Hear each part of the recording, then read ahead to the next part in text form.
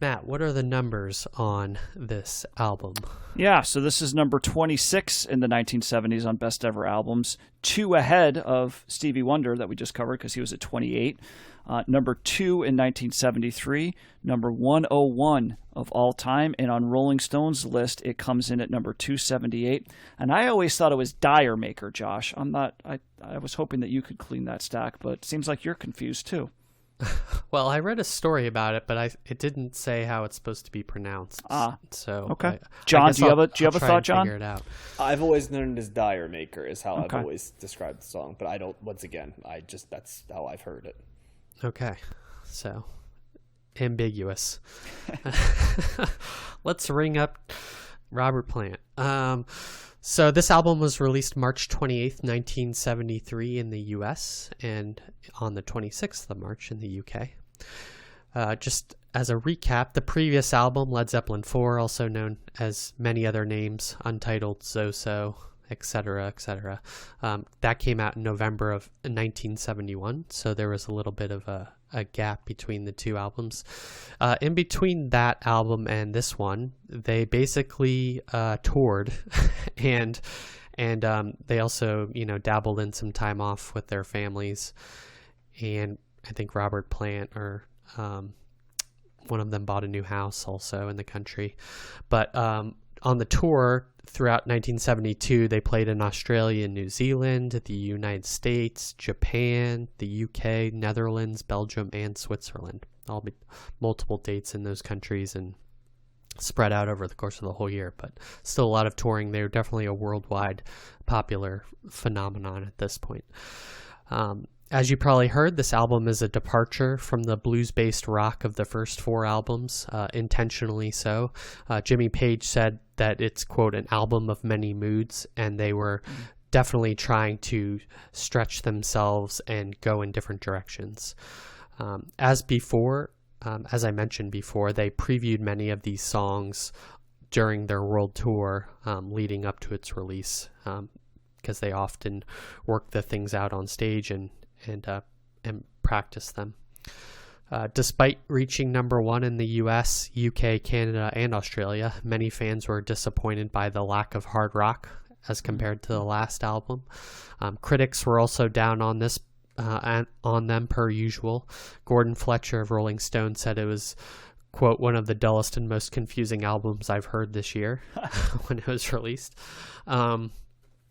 The album sleeve, this is a little CTS crossover, was designed by Hypnosis, the graphic designers of other albums that we've talked about, including, you guys have, I know Matt knows probably.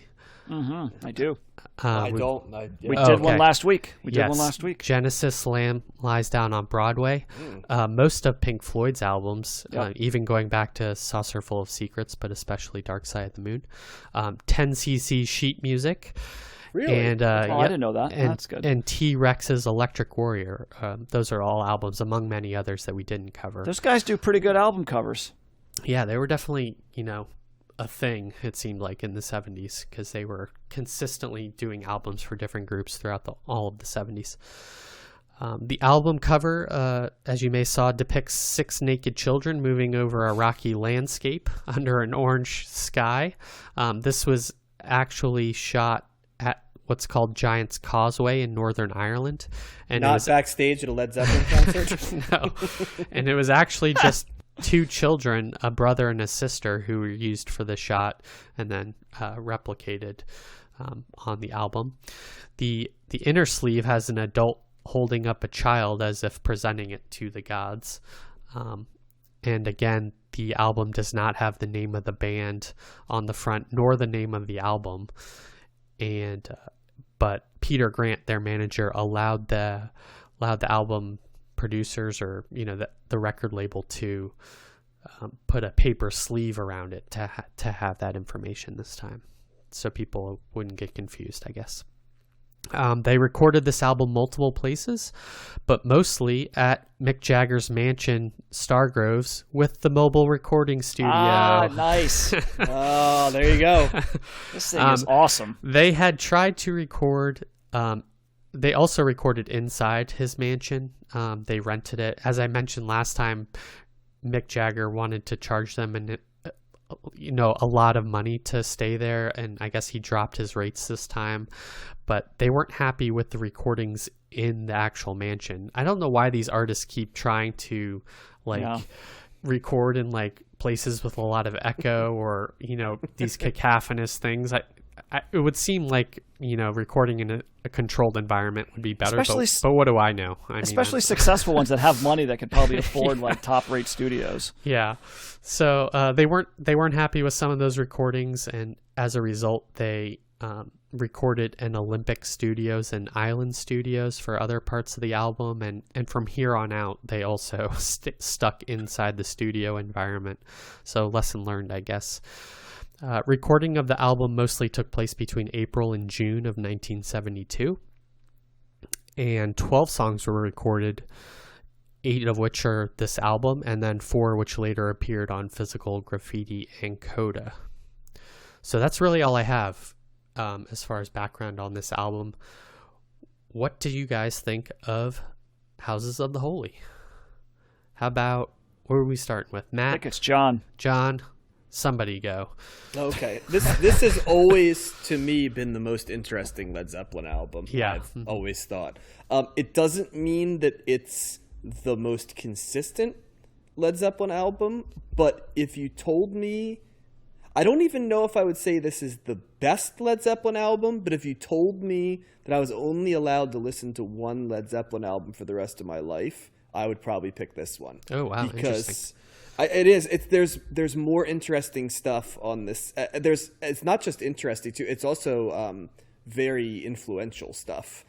They delve, as you mentioned, that it is clear that they're going for a departure. There's still elements of the hard rock riffy sound at times from Zeppelin 1 and 2, right? There's still elements of the mythological sprawling stuff, Fantasy. From Led Zeppelin 4 here as well. 3 kind of resides in a mix between those things, right? You know what I mean? So it's not as much where I could define a sound for 3 as much, but I really enjoy the songs. The Song Remains the Same it's a weird song to pick as the opener for the album, because Zeppelin usually starts with such a banger, right. Guitar song, and I think it's almost chosen for that reason, to kind of signal a little bit of a different feel. Obviously with Over the Hills and Far Away, there's almost like a acoustic-y sounding guitar that just about anybody who listens to classic rock would know. Dancing Days is a very groovy type of song that's almost like Led Zeppelin writing a pop song as much as Led Zeppelin writes pop songs, right? And I just remember, I've always known it as Dyer Maker. As the more I'm looking at it, it could be Dyer Maker, you know what I mean, because of where the stuff is. But I remember hearing that the song described to me as probably you'll laugh at this, guys, but I think it makes sense. It's like, it was described to me one time as the closest a song has ever sounded to like an actual orgasm is what that song sounds like. And it was saying, like, when I say it, you get exactly what that guy meant when he said it, right? Because it's like this way the guitar sounds and sort of like everything about it, like plants kind of screeching, kind of like moaning. It's just the whole thing. It's a very sounds, sexual song. And I was about to say, and then the lyrical content doesn't lead you away from it too. So like I've always heard that song as basically like Led Zeppelin writing a song that's basically like an orgasm in song version, and then like later, what was All of My Love, right? Like later they did like, it's like almost a continuation of that with that, like, sound like later that I don't even think we do Coda, right? I think that's what that one's on. But yeah, so then you got that, and then in the crunge you have. It's hard to describe. What would you guys even say the crunge? It's like mythology to some degree. God, that sounds like a James Brown song. I was about to say, but it sounds like like James. You're right, Matt. It's like it's short. It's like 3:17, so it's like that mythology thing, but in a very shortened version, sounding like soul with even a little bit of funk. So, and then No Quarter kind of goes into normal themes, right, in terms of what Zeppelin's doing. So it's a very interesting album. I really enjoy it quite a bit. I like the fact that they were willing to take a chance when they very easily could have just continued to churn out Right. guitar-driven blues rock, which, let's be honest, most of their contemporaries did that, to varying degrees of success throughout the 70s. I mean, when you're who are their contemporaries, right? Zeppelin sounds different, but same idea. But Sabbath. But Sabbath was largely making Sabbath albums, right? Through the 70s. They don't Deep depart Purple. too much. Yep. Deep Purple, right? And Deep Purple was not taking as many chances as there are on this. Bands like Aerosmith stayed in that bluesy, rock vibe throughout, and even bands that later were influenced by Zeppelin, like Van Halen and stuff, they kind of, they would take chances, but nothing as stark as this. And so it takes a lot of stones to do an album like this, knowing that you're a touring based band. And I almost feel this is when Zeppelin starts to morph from hard rock act built around touring to kind of like what they became in the second half of their career, which is the one that basically led them to just when they stopped, right? And became like English gentlemen in the countryside, right? Even one of them, you said, bought the mansion at this point. So yeah. I almost feel like they're already transitioning as early as 1973 into sort of that role, which is really interesting. But yeah, I like this album a lot. I'm interested to hear what you guys think about it. Yeah, so it's interesting for me listening to these as albums, because for so many years, Zeppelin was... I heard all their stuff through greatest hits or like compilations. I had friends that, like, I think I burned a friend had a box set stuff, and it was just there. Just the songs were just over like 4 or 5 CDs. It was just they were peppered everywhere. So I would just listen to them through that. So it's interesting to see, where the songs kind of come into play in the sequence of the records. Sure. And a number of the songs on here, I knew first through that Incomnium CD, like Dancing Days was the Stone Temple Pilots song. That was actually played a lot, I think, if I remember correctly. That might have been a single even. Yeah, that was mentioned as a famous cover. Yeah, and it is. It's. He does it. You could tell Scott Weiland loves Zeppelin because it's a pretty faithful cover. Yeah. Yeah, and then Dyer Maker was Sheryl Crow, which was like I remember when I first heard that, I was like, "That's a Zeppelin song," because she does a very pop version with this really upbeat kind of like the acoustic guitar sound there. It's a very much poppier than. It's a poppy song anyway, but she makes it even poppier. I'm not gonna say it's bad, but it's. I don't know if that's the song I cover when you're not going to take the guitar sound and tone, because it's, and like I said, how can you sing that song? And anyway, that's a whole different discussion. But I knew that so much more because of that, and then I heard the Zeppelin version. I was like, wow, okay. Really? Yeah. So you knew the Sheryl Crow before the Zeppelin version. Yeah, because I got the Incomnium odd. CD like in '94, and that was before I started listening to actually Zeppelin, like in either album form, because the only album I knew from Zeppelin was Led Zeppelin IV. So that made sense to me. So, but the other ones, it was all like compilations or just hearing songs here or there. So anyway, the bottom line is like, it's cool to see it makes sense that those songs are on this record. That this is them making more of a departure away from the blues rock that John said. I kind of thought that this was a little bit similar in some ways to Led Zeppelin III, which was also, there was a departure there. They went a little bit more of a folky, route. They used like stuff like the mandolin and kind of like, like toned down the distortion, a bit more acoustic. Somewhat. Yeah, exactly. So, so I like this. I like it when, a really great a band that does something really, really well kind of stops doing that and then does something different, but also does that different thing really, really well. And that to me is that those are the great bands. Yeah, as long as they're not the shit. Like that's that's the key. Yeah. And it can totally you can totally miss the boat, right? Like you can actually, try something and it totally doesn't work, and then you try something else and that does work. So bands, and particularly bands that have been around for a while, they do that, right? Like, people like Dylan and Neil Young and U2 have tons of crappy albums, but they also have really good albums, and sometimes they do something totally different and it really hits. So I like this. I actually think I love the way this album opens. It's not one of the bangers, as John said, of the previous records, but it is in a different way. It's still a very upbeat, lively, guitar part, and I'm still trying to put my finger on it. I'm like listening to this going, I know this from somewhere else. I know this from like I looked it up. I didn't see there was any covers or anything like it, but it seems to me like a really like a great song to begin like a show at, like in a big concert. Like it's just a really upbeat, kind of song with great drumming. I love the guitar part there. A lot of energy. You know what I always think it sounds like a little bit? It sounds like if you took Crosby, Stills, Nash and Young, you sped it up, made it more riffy and cooler. It's like how I would always describe Song Remains the Same a little bit. Because there is an acoustic nature to it as well. Yep. Even though I don't think they're playing a full-blown acoustic guitar on it, but the tone that they're using is not. It's not a distorted, like, all-out, rock-out song. Yeah. And then the Rain song is kind of like this really slow, like, I saw the word meditative that was used to describe it. It kind of doesn't sound. I don't know if it sounds like anything that they've done up until this point, but it's very different, very chill.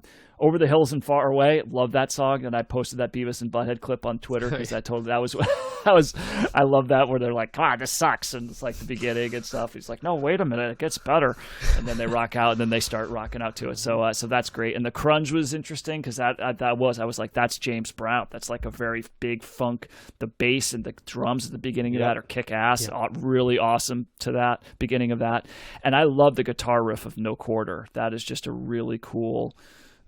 That's another one of those long songs. It's kind of like this minor kind of like, somber kind of, melancholy feel to it, but it's really cool. And the ocean, I knew that riff first from the Beastie Boys. I'm pretty sure. That was that License to Ill? Yep.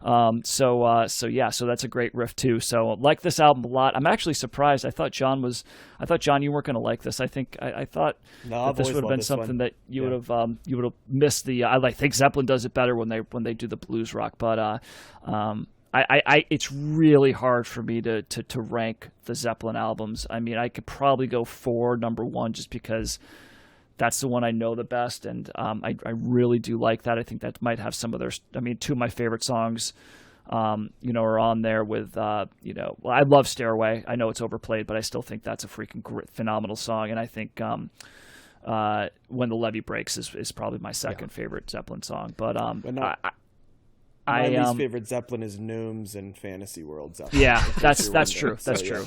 Yeah. Sure. So you don't really have the gnomes and the fantasy stuff here, but I do like. I really. That's a great band, and this is just them going in a different direction and doing it really well. So thumbs up for me. So there is some gnomes in fantasy because Over the Hills and Far Away is an explicit reference to a J.R.R. Tolkien poem. Oh, okay. But in fairness, they put a absolutely earth-shatteringly good guitar in there, which I will make exceptions when you write guitar that good at the end. Yeah, there's no lutes in that song, Josh. Yeah, right. True. And the crunge, you guys are right. It is intentionally their version of a funk song, and there's explicit references to James Brown. If you'll recall at the end where he says, "Can I get the bridge?" or "Where's the bridge?" That's right. That is a James. Yeah, that's why I recognized it as a James Brown song specifically. And they reference 2 other funk artists as well. And that I'd have to go back and look what that is. But yep. So the thing about Led Zeppelin, and I feel like I may have said this before, but they are just so consistently great, and even when they try something different, it works out for them. And they're one of those bands that, like, every one of their albums has something good about it. And the thing about this album is I didn't like it as much as the first 4, but it's still a Led Zeppelin album at its heart. You still have the great guitar, you still have the amazing drumming, you still have Robert Plant's voice, which is like singular and powerful, and the bass from John Paul Jones. And all of those things, they are just able to incorporate them into all of these songs in different ways, and it just works. Dyer Maker, whatever we want to call it, I've always loved that song, and I probably heard that before I even really understood the breadth of Led Zeppelin, but it's just a kind of a great spin on a reggae song. No Quarter, they said that it was their prog rock song. There's prog rock elements in it. There's some synth in it, which they hadn't really used up to that point. And but at the end of the day, there's still great guitar. Jimmy Page's guitar like anchors that song. You guys mentioned both Over the Hills and Far Away and Dancing Days. Those were the singles. That was the A side and the B side on this album. Not surprising there. Yeah, and both of those songs are excellent. And I agree. And so Rain Song too, I mean, I more or less liked all of these songs to varying extents. Rain Song was their response to George Harrison telling them, the problem with you guys is that you never do ballads. And so then they said, okay, fine, we're going to do a ballad then.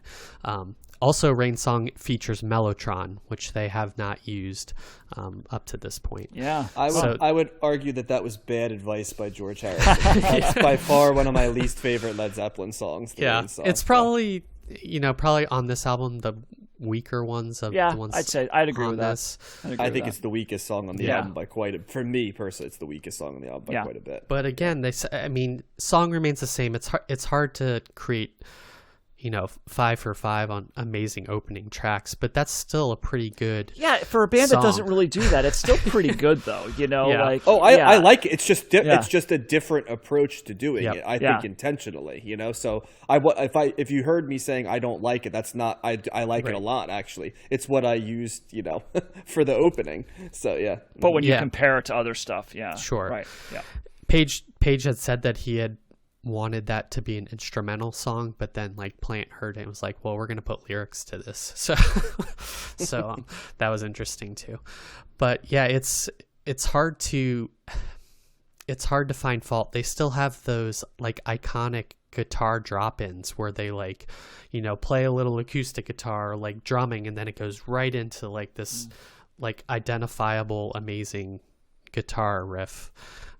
And that's throughout. And I guess The Ocean is probably their most traditional in terms of their songs, getting back to that blues rock. But again, it has an awesome opening, and it's hard to find fault. This is the type of rock music, that is so copied at this point and influential. But God, they just do it so well. I really have nothing bad to say. Or if I do, it's very minor. It seems like Beating, they are at this point, this band is 73, so this is almost 50 years old, and it still feels relevant and exciting to listen to it. So I really like this album. Yeah, and we get one more still, because this is their 5th highest rated on Best Ever Albums. Graffiti. Physical Graffiti is one ahead of it. So, and this is just ahead of Led Zeppelin III. So. We can revisit it, but I would say that this is one that, in my opinion, I think if you were to listen to all Led Zeppelin albums 4 times and do a comparison, I think this is the grower in the group, to be quite honest. I think that 1 just hits you over the head so much, and 4 is the one that, is the most recognizable, and you can do different stuff. But I always thought this one's the one that, if you listen to it, it very much benefits from multiple plays, in my opinion. Yeah. And Page even admitted, he was like, there's going to be no way that we can replicate the success of 4. Right. That would be a futile endeavor, he said. But I like what I think it was really successful. It's all right, let's choose something different and just and they just nailed it, And I like this one every bit as much as 4 personally. I do. Yeah. But I'm not as high as 4 is the iconic Led Zeppelin album as other people are. Yeah. So, no. I think it's benefited, and it's why I've enjoyed doing the podcast, is seeing their progression on these albums. There's kind of little things that I never picked up on before, and I would have never thought about kind of how different sounding this album is from the previous albums if we hadn't done them. Well, if I hadn't done the research, but also if we hadn't listened to them chronologically. So that was rewarding. Yeah, no, for sure. But so we'll see if they finish strong in terms of. Well, they only have 2 more albums or 3. They have Physical Graffiti, they have Coda, and they do have one more, right? Right when In Through the Outdoor? Right when John Bonham dies, right? And then it's they just tap out and never come Coda back. Was Coda post John Bonham? Because Coda's released in 1982. Yep. Yeah, that was he was on it, right? And they recorded, but then they took a little break to decide if they wanted to do it, if I remember more. Okay. And then they decided it doesn't make any sense to do it. And so that was that's why it's called Coda. Right. Yeah, and you they can't have name an album more explicitly, and they have their live album. The song remains the same also. Yes, yep. They have some album named Presence from 1976. Yeah, I don't know what that's about. Wonder what that is. I have that massive book, as I've shown you guys, about. So I'm probably just going to listen to the rest of them at some point. After Physical Graffiti, you'll have to tell us kind of like what else is there. And I do remember as a teenager watching them. Was it MTV Unplugged with like Gallows Pole, acoustic, and I remember thinking, I don't know, man. Like, I don't know if I want to. Like, I don't know Led Zeppelin well enough to know if I want to see this as what I hear before. Like, I think intuitively I knew that I didn't know Led Zeppelin enough that I wanted them to be presented this way. It wasn't like when you get Clapton doing like Layla and you're like, ooh. Right. I think I saw it. I was like, ooh, these guys look kind of old, and this acoustic. Okay, people say Zeppelin's good. I don't want to like have this be in my head, and I think I made the right call. Yeah. Because when I listened later, I was like, I'm glad I didn't hear this first. Yeah. So. Okay. Awesome. No hot takes really on Led Zeppelin, but we have taste. Still good. Yeah.